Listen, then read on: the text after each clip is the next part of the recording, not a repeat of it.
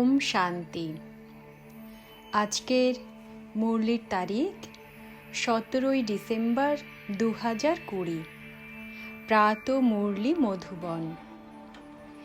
মিষ্টি বাচ্চারা, সৎ গুরু এসেছেন তোমাদের উঁচু ভাগ্য বানাতে। তাই তোমাদের চলন অনেক অনেক রয়্যাল হওয়া উচিত। প্রশ্ন: ড্রামার কোন প্ল্যানটি এমন বানানো আছে যার ফলে কাউকে দোষ দেওয়া যাবে না? উত্তর: ড্রামাতে এই পুরনো দুনিয়ার বিনাশের প্ল্যান বানানো আছে। এতে কারো দোষ নেই। এই সময় এই দুনিয়ার বিনাশের জন্য প্রকৃতির ক্রোধ বেড়েছে। চারিদিকে ভূমিকম্প হবে, বাড়ি ভেঙে যাবে, বন্যা হবে, দুর্ভিক্ষ হবে। তাই বাবা বলেন, বাচ্চারা, এখন এই পুরনো দুনিয়া থেকে তোমরা নিজের বুদ্ধিযোগ সরিয়ে নাও। সৎ গুরুর শ্রীমত অনুসারে চলো। জীবিত থেকে দেহের অনুভূতি ত্যাগ করে নিজেকে আত্মা নিশ্চয় করে পিতাকে স্মরণ করার পুরুষার্থ করতে থাকো। ধারণার জন্য মুখ্য সার: 1.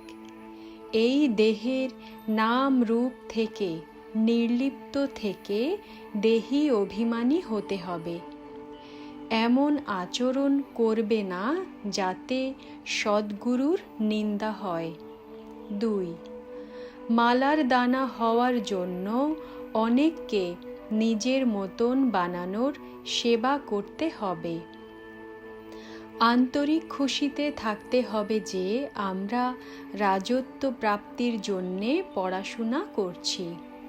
এ হলো নর থেকে নারায়ণ হওয়ার পড়াশোনা। বরদান: কল্যাণকারী বৃত্তি দ্বারা সেবা করে সকল আত্মার আশীর্বাদের অধিকারী হও। ব্যাখ্যা: কল্যাণকারী বৃত্তি দ্বারা সেবা করা এটাই হলো সকল আত্মাদের আশীর্বাদ প্রাপ্ত করার সাধন। যখন লক্ষ্য থাকে যে আমরা হলাম বিশ্ব কল্যাণকারী, তখন অকল্যাণের কর্তব্য করা সম্ভব নয়। যেমন কার্য তেমনই ধারণা হয়। যদি কার্য স্মরণে থাকে তবে সর্বদা দয়ালু, সদা মহাদানী থাকবে।